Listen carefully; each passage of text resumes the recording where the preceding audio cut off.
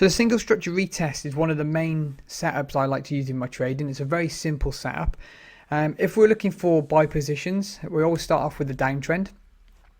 Following this, then we're looking for our equal lows. Okay, so thinking back to the trade plan, have we got equal highs or lows? This is what we look for, is a level of support.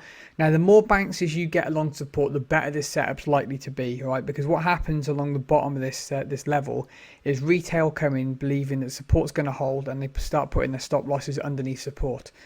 So rule one is there must be equal highs or lows. So in this case, there must be equal lows. The next part, then, we must have a run on the stops. Okay, so we're looking for a stop run. At this point, we haven't got a setup at all yet. We're still waiting for the next couple of parts in the trade plan. Once we get the stop run or the anticipated stop run, we're then looking for price rejection and a break of structure. Okay, now this gives us our single structure retest setup. Okay, so we've had the whole criteria met for the trade plan itself. So we've got the equal lows, run on stops, price rejection, break of structure. And then what we're looking for then is we're looking for a pullback into structure in order to get our entry point. And once we get our entry point, we're then taking a position in the new direction. So moving on to a sell position then, exact same thing as what I just spoke about on the buy position, only we're looking for an uptrend.